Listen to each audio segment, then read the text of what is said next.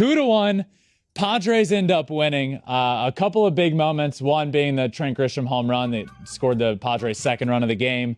A couple big things for me. One, when we got into this postseason, right, the Dodgers were the best team in the regular season. Yeah. We talked about it multiple times.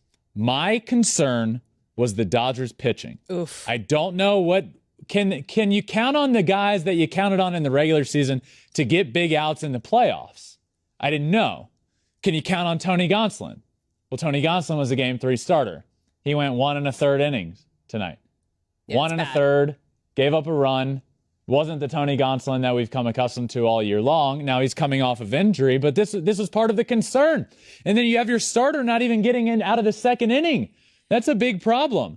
So you add on top of that, the rest of the team ended up pitching fine. They ended up good. Mm-hmm. They only gave up 2 runs, but they didn't score enough, which is a shout out to the Padres. But Alex, for me, the big thing here is the Padres pitching shut down the Dodgers offense. And in their last couple of games, the Dodgers are 0 for their last 19 with runners in scoring position.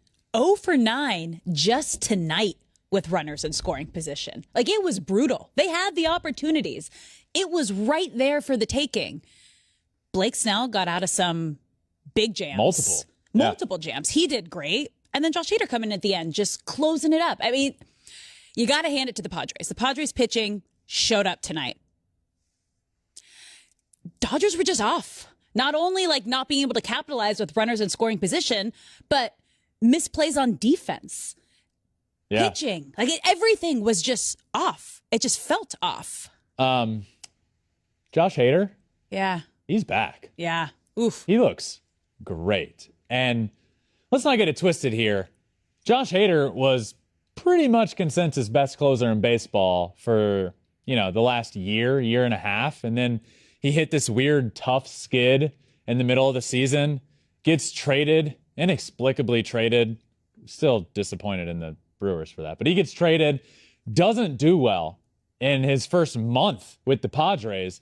And then at the end of the year, he started coming back. And I'm going to say it, he's back. Oh, he's back. He was dominant. He was dominant last game. He was dominant tonight. He's throwing 100 miles an hour. He's throwing 93-mile-an-hour changeups to strike out guys in the last inning. I mean, this was dominance. And you didn't come into this series saying a big edge that the Padres have over the Dodgers is their bullpen. I thought there's concerns on both sides here, and their bullpen is the Padres' bullpen has been lights out. Suarez has been unbelievable. Josh Hader, I mean, you don't need to look much further past. They held the Dodgers offense to 1 run. That's all you need to know. Snell was great. Martinez, Suarez, Hader. This was impressive, and this speaks volumes to just how good the Padres pitching has been in the last couple of games. This is the exact moment they needed him for, and that was the biggest save he has ever gotten with the Padres, and now they have the series lead over the Dodgers, which is what they have been looking for, which is why they made these huge trades mid-season, which is why they got Juan Soto. Like, it was for this moment, this series right here, to try to get ahead of the Dodgers. Their 0 for 19 stretch. This is still active, Brutal. By the way. Yep. It's a current 0 for their last 19 with runners in scoring position. It ties their longest all year long. Hasn't come at a great time by any means. And if you just step back for a second, how much were the Padres made fun of for how little they have competed against the Dodgers for the last couple of years? Like, okay, you said it yourself, and it wasn't inaccurate. No. The Padres have been the little brother, if you will. I took offense to that statement, but little brother, if you will, to the Dodgers for the last couple of years. And they've been awful, and they were awful again this year against the Dodgers. But the slate is wiped clean. The second game one starts. Who cares? You know what? The Padres were coming off all the momentum in the world, beating a team in New York that they were not supposed to beat. And then it's like, all right, what do we got to, who cares here? We're going to go in. All we need to do is win 1 game in LA. That's all you need. Yep. Split 1 game. They got it done. Then you come home to the first Padres home playoff game with fans in the stands for like 16 years. Yeah. That place was rocking tonight. So throw it all out the window. Who cares what the Dodgers have done against the Padres the last year and a half? The Padres sure don't. So this wasn't supposed to be happening, but it is. And the Padres are now one game away from defeating the Dodgers and advancing to the NLCS. Now, obviously, they have their backs up against it. They're still playing the best team in baseball throughout the regular season. But, you know, I asked, we have a bunch of Dodgers fans on this that work on Flippin' Bats, and Alex is one herself. So before I had a conversation last night, but I want to ask you where you stand here. Okay. I asked a question last night to producer Tripp and said, on a scale of 0 to 100. Now, this is after game 2. Okay. So it was 1-1. Yep. 1-1. Still 3 games to play. On a scale of 1 to 100, where is your worry level at? Let me ask you where yours would have been. No, that's not fair to ask. Tonight. Where's yours tonight? I would say, especially after seeing Trey Turner have his fingers taped after jamming his fingers back in to try to be safe at first base. We don't know. We haven't heard yet what the injury is or consensus there, but that would be a really big hit. Yeah. If pending what that is, seeing what the pitching has not done and what the bats have not done, I would say I'm at like a 7.5. 7.5 out 75. of... Okay. I'm sorry. I thought it was out of 10. You forgot my scale was out of 100. 100, but now, Most people don't do scales out of 100. I get it. No. But, okay. So, yeah, that's 75. fair. And I think that speaks volumes to where we are, because I think it's fair to say the Dodgers and Dodgers fans came into this series with the utmost confidence. They would have said, I'm at a 1. We're going to sweep this. We'll be fine. So last night, I'm speaking to producer Tripp, who is a very delusional Dodgers fan. Like, you know, like the best kind. Yeah, the best kind. But and he said, after last night, going into the series, he said, not a worry in the world. This is an easy sweep. Last night, game ends. I text him. Mm-hmm. He said, I'm at a 12 out of 100. Out of 100? Out of 100. Just a 12? And then tonight, before we go live, I asked him, and he says, infinity times 12. Oh. So that just speaks to, even after losing game 2, Dodgers fans feel, and everybody, that's fair to think, we're fine. All we need to do is win 2. We'll be fine. This one feels different. It was off. Like I said, everything felt off for the Dodgers tonight. Yeah. Plate, on the mound, defensively, nothing was clicking. It was also, I want to say, 90% Padres fans. I don't know if you heard or saw, but when Padres were selling tickets, you had to put in your zip code of where you were because they wanted to make it more Padres fans in Petco Park than Dodgers fans. So it was very lopsided fan-wise when you said it was going wild. No? What's your thoughts on when it comes to this series? Yeah. And when it comes to it shifting to San Diego, right? And all the fans, like you said, there's a lot of Dodger fans in San Diego. What's your thoughts on this? What are your thoughts on Padres fans holding tickets for majority Padre fans? It's tough. I understand wanting home field advantage.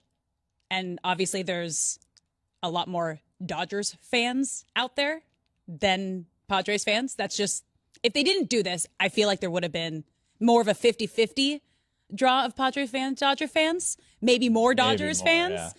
Yeah. I'll let you. I have an opinion here. I'm interested to hear yours. I believe, maybe if you held half the tickets, but it's a playoff game. And I think it's fair for anybody who wants to go, first people who are going to buy tickets, get to buy tickets and go. You don't like that. I can see it in your face. I get what the Padres have done, and my rebuttal will also be at this point what your favorite NFL team, the Rams, did this. Oh, I know. In the NFC Championship. Yeah. Held tickets for themselves. I get it. Yeah. And I am totally okay with it because, like we've been talking about, if they didn't do it, that stadium's at minimum 50-50. 50, yeah. Right? And what kind of advantage is that? It's not. Not much of one. And that's the whole point of all of this is you earned the right to come home to San Diego, have the first playoff game at home in over a decade in front of your fans, and you best believe there's Padres fans that want to go. There's Padres fans, there's Dodgers fans, and it shouldn't. I am totally okay with, okay, we're going to hold tickets to fans of or whoever wants to buy tickets in San Diego. I get it. I'm okay with it. That's where I stand here. I'm okay with it. It's tough. It is tough. It's tough. I say let the fans go. Just like, here you go. Whoever gets the tickets first, go. What if you're a fan who lives down in San Diego and this is the only time you actually get to see them play? You're a fan of the game. You're a fan of baseball. You want to go see your team. I get that. I get that. I understand holding half. If you want to hold half, cool. The other half, first come, first serve. I can get down with that. But if you live down there and you're a Dodgers fan, you can still get the tickets. You had to live in the area. So it's not like it was Padres fans or Dodgers fans. They're just playing the odds of, okay, if it's in San Diego, hopefully we deter some of the Dodgers fans. So look, I get it. You have you have 2 games that you got to win, and you get home field advantage and do what you got to do. And, maybe there is a sense of it might not be fair to other people, but like, it's the nature of the beast. We saw it in, like the Cowboys played the Rams last week in LA. The stadium was packed with Cowboys fans. Yeah. And the NFC Championship stadium would have been packed with other than Rams fans. Like, this is the nature of the beast, but you're able to do what you want to do. I get it. I think I see both sides, but yeah. Well, long story short, the crowd tonight was electric. Oh, wild. I wonder if the fans that we gave tickets away to. That's what I was curious. That's the first thing I was thinking about. Dodgers fans or Padres fans? I don't know. We asked to get, hopefully they send in pictures, because I wanted to see pictures of them at the game. And but really cool to see that. And anyway, long story short here, Padres win. Padres win. Yeah. The big one. I heard today, if a series is tied 1-1, the team that wins game 3 wins over 70% of the time, wins the series. So that adds up with my 75 worry out of 100. Your math is great. Thank you. Your math is fantastic. Yeah. So that's where we sit. And tomorrow night, the game is in San Diego. Joe Musgrove on the mound, who looked fantastic against the Mets.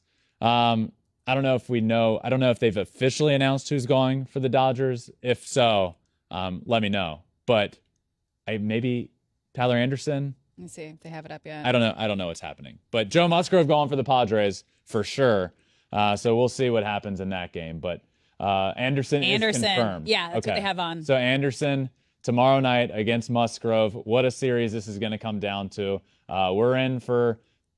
The Padres need to win tomorrow. You don't want it to go back to LA. You don't want it to go back to LA.